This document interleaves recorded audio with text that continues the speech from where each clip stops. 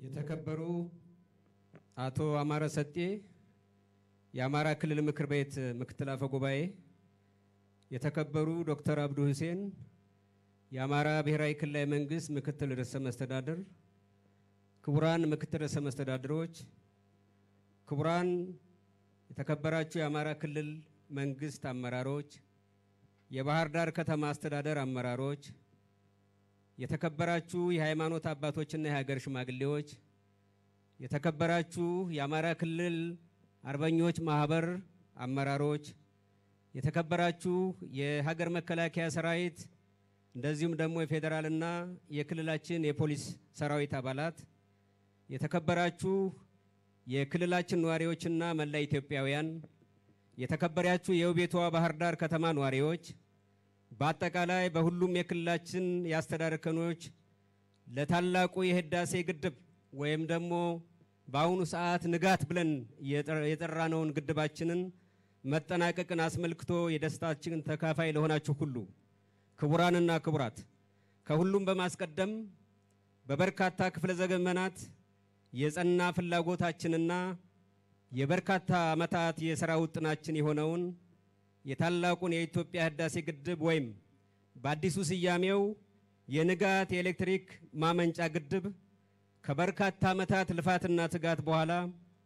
ከኢትዮጵያንና ከኢትዮጵያውያን እጅግ ከፍ ባደረገ ሁኔታ ለምርቃት በመብቃታችን እንኳን ደስ አለን፣ እንኳን ደስ አላችሁ ለማለት እወዳለሁ። ክቡራንና ክቡራት፣ ዛሬ ኢትዮጵያ ሀገራችን በአዲስ የልማት ምዕራፍ ላይ ትገኛለች። ኢትዮጵያ ከፈጣሪዋ የተቸራትን አንጡራ የውሃ ሀብቷን በራሷ ሀብት በራሷ ጉልበትና እውቀት በዓለም ደረጃ ለዘመናት የገጠማትን ዲፕሎማሲያዊ ተግዳሮት ተሻግራ ለመላ አፍሪካውያን ምሳሌ በሚሆን ደረጃ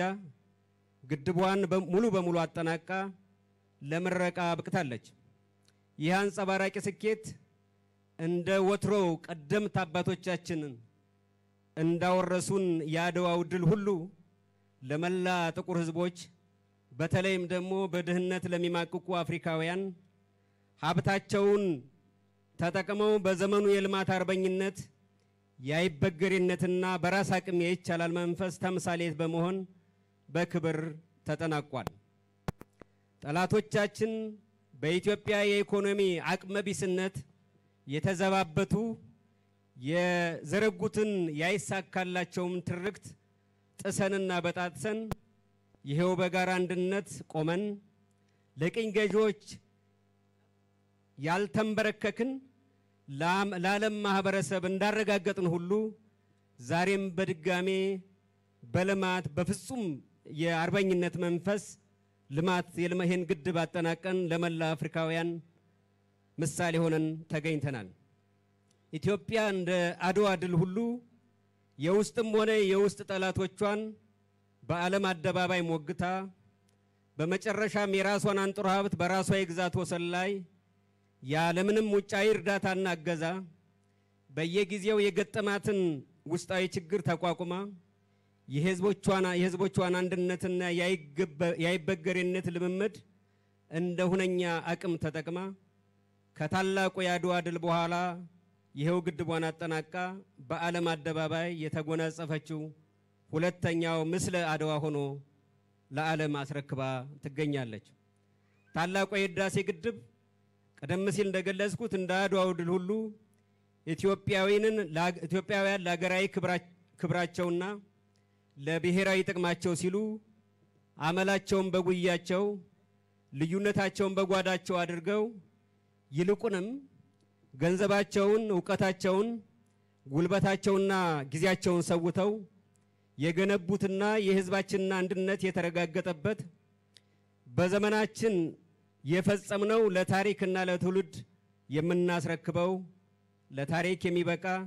ለትውልድ የሚተላለፍ ታላቅ ፍጻሜ የወደፊትም የኢትዮጵያን ተስፋ የተገለጠበትና የዘመኑ ህያው መገለጫችን ሆኖ ተጠናቋል። ከሁሉም በላይ ደግሞ የህዳሴ ግድብ መጠናቀቅ ሉዓላዊ ሀገራትና ህዝቦች ሁሉ በሉዓላዊ ግዛታቸው ውስጥ የማንንም ሌላ ሁለተኛና ሶስተኛ አገርና ህዝብ መብትና ጥቅም ሳይነኩ በነፃነት የመወሰን መብታቸውን የማረጋገጥ ባዕዳኑ የጫኑባቸውን ቀንበርና እግር ኮርች የሚያስራቸውን እግረ ሙቅ ባለመታሰር ጽናትና ጥበብን ጀግንነትና አርበኝነትን በድጋሜ እያረጋገጡ በአባይ ወንዝ በአባይ ውሃ ድርሻ ባለቤትና ተጠቃሚነት አገራችን ኢትዮጵያ ባይተዋር አድርጓት የነበረውን የተፋሰሱ አገራት እና የቅኝ ገዢዎቻቸውን መሰሪ የስምምነት ውል እስከ መዘዙና መርዙ የፈወሰ የራሳችንን ሀብት የመጠቀም የሌላውንም ሀገር ህዝብ ያለ መጉዳት ዓለም አቀፍ የግንኙነት መርሃችንን በተግባር ለዓለም ህዝብ አደባባዩን ያደረግንበት ፍትህ የማግኘት መብታችን እስከ ወዲያኛው በተግባር እልባት ያገኘበት ምዕራፍም ሆኖ ተጠናቋል። ክቡራንና ክቡራት፣ የህዳሴ ግድባችን በእንዲህ አይነት ሁኔታ መጠናቀቁ ዘርፉ ብዙ ጥቅሞችን ለሀገራችን ኢትዮጵያ እንደሚያስገኝ ወይም እንዳስገኘ የታመነ ጉዳይ ነው። ሁላችሁም እንደምታውቁት የህዳሴ ግድብ ከ74 ቢሊዮን ሜትር ኩብ በላይ ውሃ ያለው ከ5200 በላይ ሜጋዋት የሚያመነጭ ከ270 በላይ ኪሎ ሜትር የሚረዝም ከ1800 በላይ ካሬ ኪሎ ሜትር ስፋት ያለው በምናልባትም በአፍሪካ ትልቁ የኤሌክትሪክ ማመንጫ ኃይል ነው። ይህም በመሆኑ በመጀመሪያ ደረጃ የሀገራችን የመብራት ኃይል ወይም ኮረንቲ ተጠቃሚ የሚሆነውና በየገጠሩ በማገዶ በጭስ የሚሰቃየውን የህብረተሰብ ክፍል የኑሮና የጤና ሁኔታ በእጅጉ የሚያሻሽል በኤሌክትሪክ ጥረት ምክንያት እየተስተጓጎለ የሚገኘውን የኢኮኖሚ ልማት በተለይም ደግሞ የኢንዱስትሪና የአገልግሎት ዘርፍ ከማህበራዊ ልማት ዘርፍም በጤናና በትምህርት ዘርፍም በእጅጉ የሚያሻሽል ነው። በሶስተኛ ደረጃ የህዳሴ ግድብ አፍሪካውያንን በተለይ ጎረቤቶቻችንን በኤሌክትሪክ መሰረተ ልማት የሚያስተሳስር ቀደምት አባቶቻችን የአፍሪካ ህብረትን የመሰረቱ የአፍሪካ ውህደት እንዲፈጠር ህልማቸው የነበረ ቢሆንም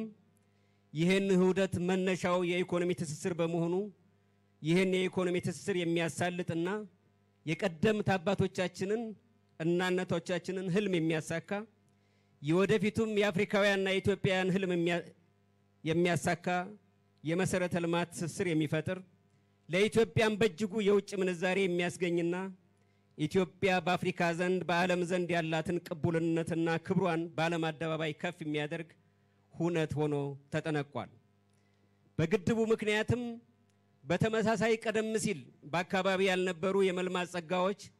በተለይም የቱሪስት መዳረሻ ቦታዎችና ሌሎች ከብዝሃ ህይወት ጋር የተያያዙ የልማት ትሩፋቶች በከፍተኛ ደረጃ የበቀሉበት ያጎነቆሉበት ሁኔታ ተፈጥሯል። በአጠቃላይ የኢትዮጵያ ታላቁ የህዳሴ ግድብ የኢትዮጵያን ቅቡልነት ያሻሻለ የልማት ተጠቃሚነቱን የሚያሳልጥና አዳዲስ የመልማት ጸጋዎችን ያስገኘ በትልቁ ከፈጣሪ ተሰጠን በህዝባችን አበርክቶ የተረጋገጠበት በመንግስታችን ትጋት የተገኘ ገጸ በረከት ነው ብሎ መግለጽ ይቻላል። ክቡራንና ክቡራት፣ ከትላቁ የህዳሴ ግድብ መጠናቀቅ በኋላ ደግሞ በለቱ ኢትዮጵያን ከፍ የሚያደርጉ እና የህዳሴ ግድብ ቱርፋት የሆኑ ለህዝባችን ትልቅ ብስራት ይዞ መጥቷል። በኢፌዴሪ ጠቅላይ ሚኒስትር ክቡር ዶክተር አብይ አህመድ 7 ትልልቅ ሜጋ ፕሮጀክቶች በእለቱ ለህዝባችን ተበስረዋል። በተለይም ደግሞ እንደ አማራ ክልል የህዳሴ ግድቡ ለዘመናት ስንፋለም እንደነበረበት ሁሉ በአገራችን የተፈጥሮ ጋዝ የማውጣት የ50 እና የ60 ዓመት ውጥናችን እውን የሚሆንበት ዘመን ሲበሰር ኢትዮጵያችን በነዳጅ በውጭ ምንዛሬና በአቅርቦት የሚገጥማትን ችግር በትልቁ የሚያቃልልና ከዚህም በተጨማሪም የአርሶ አደርና የግብርና ዘርፉ ተዋንያን የዘመናት ጥያቄ የሆነውን የማዳበሪያ ፋብሪካ መጀመርን አስመልክቶ ለኢትዮጵያ ህዝብ ሲገለጽ እንደ አማራ ክልል ህዝብ ለኛ በጣም ትልቅ ዋጋ ያለውና እውነትም የኢትዮጵያ የከፍታ ዘመን እየተረጋገጠ መሆኑን ያዳመጥንበት የሰማንበት ተግባራዊ እንቅስቃሴ መጀመሩንም የተገነዘብንበት ዕለት ነው። ክቡራንና ክቡራት ኢትዮጵያ ሀገራችን እስካሁን ያካበተችውን ተቋማዊ አቅም በመጠቀም የተፈጥሮ ጸጋዋን በማልማት እድገቷን ለማረጋገጥና የህዝቦቿን የኑሮ ደረጃ ለማሻሻል እየተጋች እንደምትገኝ ሁላችንም የምናውቀው ሀቅ ነው። ሆኖም ግን የቀደመ ታሪካችንንና አሁናዊ ሁኔታችንን እንደሚያሳየን በየዘመናቱ የሚያጋጥመን የግጭት አዙሪት ህዝባችንን እየበላ አገራችንንም እያዳከመ ይገኛል። ይህ በታሪካችን የምናውቀው አሁንም በገሃዱ ዓለም የምንመለከተው ሀቅ ነው። ይህ የግጭት አዙሪት መነሻው የሐሳብ እና የጥቅም ልዩነትን በሰለጠነ መንገድ በውይይትና በድርድር የመፍታት የዲሞክራሲያዊ ባህል ጉድለት የወለደው እንደሆነ እንገነዘባለን። በመሆኑም ይህ አዙሪት ሰብአዊ ሀብትን የበላ ቁሳዊ ውድመትን ያስከተለ አንጡራ ሀብትን ያወደመ መልካም የሚባሉ ኢትዮጵያዊና የአማራ ክልል እሴቶችን የበከለና አጠቃላይ የህዝባችንን ማህበራዊ መስተጋብር እያናጋ ያለ ችግር ነው። ስለሆነም ሀገራችን እልቆ መሳፍርት የሌለው የደለ በጸጋ ያላት ጥረን ግረን ሰርተን የምንበልጽግባት ሀገር የመሆኗን ያህል በየጊዜው እንደ ቁልቋል የሚያደማት በተደጋጋሚ የሚከሰት የግጭት አዙሪት አሁንም ችግር ውስጥ እያስገባት ይገኛል። በመሆኑም እዚህ የምንገኝ በመላ ኢትዮጵያ የምትገኙ በመላ አማራ ክልል ውስጥ የምትገኙ የሀገራችን ልጆች እህት ወንድሞች እናት አባቶች ከዚህ የግጭት አዙሪትና ልምምድ ወጥተን ሀገራችንን የቀደምት የስልጣኔ ባለቤት እንደመሆኗ የሀገራችን የቀደም ስልጣኔ ባለቤት እንደመሆኗ መጠን ታሪካችንና ህዝባችንን የታሪካችንና ህዝባችንን ከፍታ በሚመጥን መልኩ ልማትና ብልጽግናን እንዲረጋገጥ ህዝባዊ መሰረት ያለው ዘላቂ ሰላም እንዲሰፍን መንግስት ለሚያደርገው ጥረት ሁላችሁም የራሳችሁን የማይተካ ሚና እንድትወጡ በዚሁ አጋጣሚ ጥሪዬን ለማቅረብ እወዳለሁ። ፈጣሪ ኢትዮጵያና ህዝቦቿን ይባርክ። በጣም አመሰግናለሁ።